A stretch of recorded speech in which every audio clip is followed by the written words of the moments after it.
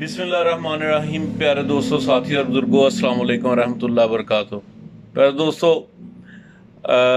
मौसम बरसात बिल्कुल उसका आगाज़ हुआ चाहता है और जैसे ही मौसम चेंज होता है इंसान का भी मिजाज तब्दील होता है, जानवर का मिजाज तब्दील होता है। पहले मौसम में खाने को कुछ दिल कर रहा होता है, लेकिन मौसम तब्दील होता है तो वही चीज़ खाने को दिल नहीं करता। और नया आने वाला मौसम अपने साथ कुछ चैलेंजेस लेके आता है, कुछ बीमारियां लेके आता है।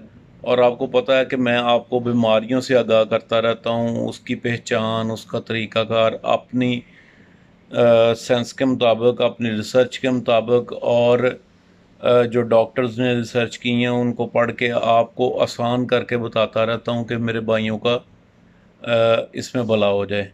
तो प्यारे दोस्तों, आजकल जो एक आलमगीर इस वक्त मैं कहूँगा कि इन सेंस के बहुत ज़्यादा दोस्तों के फ़ोन आए हैं और हो क्या रहा है कि जो सांस वाला कबूतर का हिस्सा है उसमें रेशा सा जमता है और वो सांस को बंद कर देता है। सांस बंद करने के बाद कबूतर की 2-3 दिन बाद डेथ हो जाती है।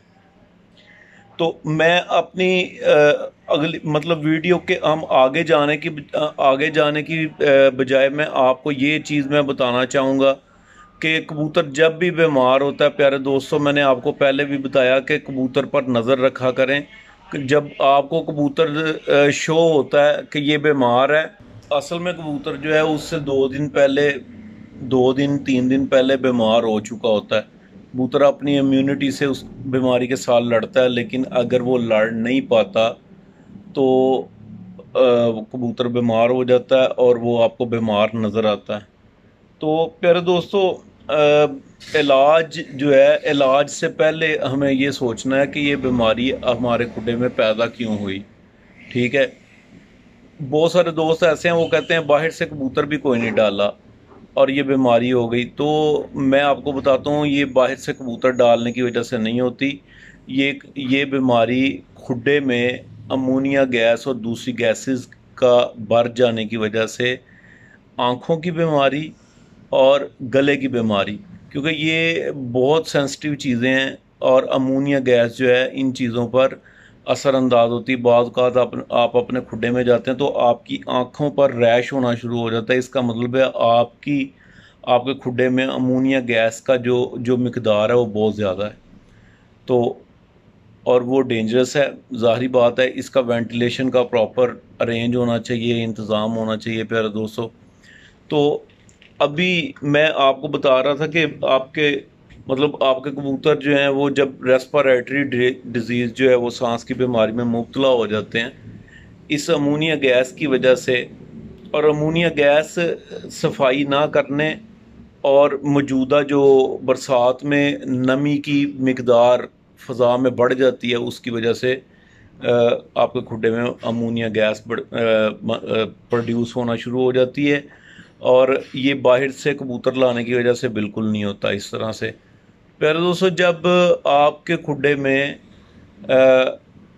आपको पता चले कि मेरे कबूतर सांस जो है वो मुश्किल से ले रहे हैं, या कोई एक आध आपको पता चल रहा है कि कोई एक आध परिंदा खड़ा हो गया है और वो मतलब फूल के बैठ गया है, सबसे पहली अलामत ही ये है कि ये बेचारा बेज़बान परिंदा है।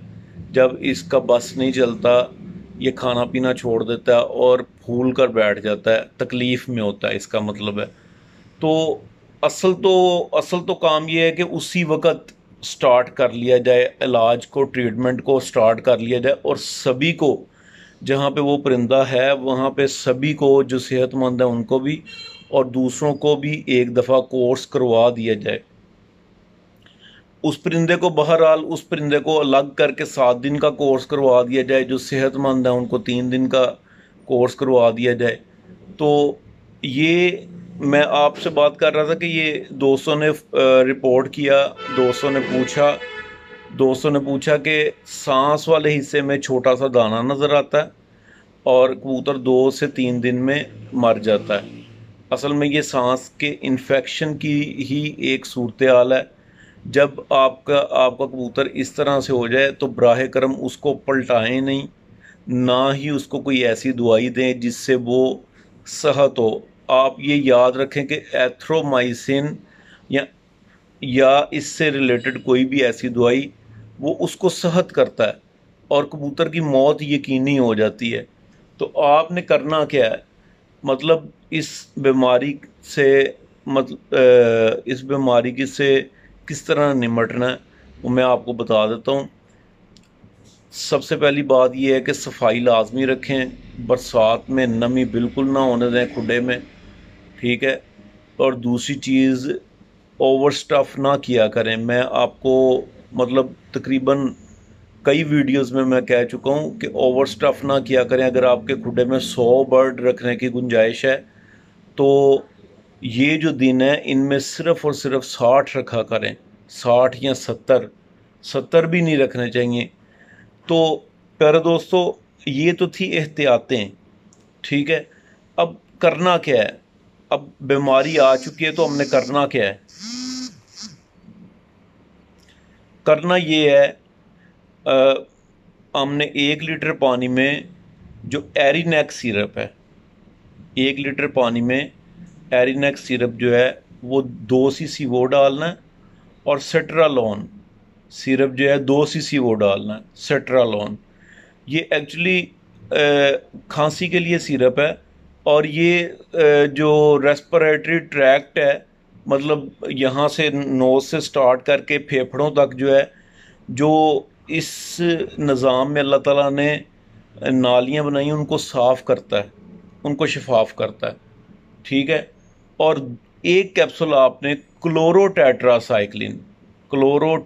سائیکلین 1 کیپسول، یہ 3 چیزیں یاد رکھیں پیارے دوستو۔ کلورو ٹیٹرا سائیکلین 1 کیپسول، اور سٹرالون سیرپ 2 cc، ایرینیک سیرپ 2 cc، ٹھیک ہے۔ یہ آپ نے صبح کے ٹائم ڈالنا ہے اور شام کے ٹائم، دوپہر کے ٹائم آپ نے سادہ پانی ڈالنا ہے۔ اور میں نے جیسا کہ آپ کو سب سے زیادہ مطلب اس چیز پر زور دیا کہ پیارے دوستو اپنے کھڈے کی صفائی رکھیں۔ ان دنوں میں اپنے کھڈے میں نمی بالکل نہ ہونے دیں۔ جب اندر گند پڑا ہوتا ہے، اندر بیٹھیں ہوتی ہیں، نمی ہوتی ہے تو وہ گیسیں پروڈیوس ہوتی ہیں۔ تو امید کرتا ہوں انشاءاللہ تعالیٰ آپ کے پرندے جو ہیں، یہ جو میں نے آپ کو علاج بتایا اس سے ہی ٹھیک ہو جائیں گے۔ اگر آپ کے برڈز میں مسئلہ جاری رہتا ہے تو کلورو ٹیٹرا سائیکلین کی جگہ پہ آپ ڈاکسی سائیکلین بھی ڈال سکتے ہیں اس کو، لیکن دونوں کو نہیں ڈالنا، اس کو پھر چینج کر دیں، مقدار سیم ہی رکھیں گے، چینج کر دیں گے۔ تو اللہ تعالیٰ آپ سب کو اپنی حفظ و امان میں رکھے، اور اپنے دوستوں سے بھی شیئر کیا کریں۔ اگر کسی کا اس سے بھلا ہو جائے، اس کا شوق بچ جائے تو یہ بڑی اچھی بات ہے۔ آپ سب کا بہت شکریہ، جزاک اللہ۔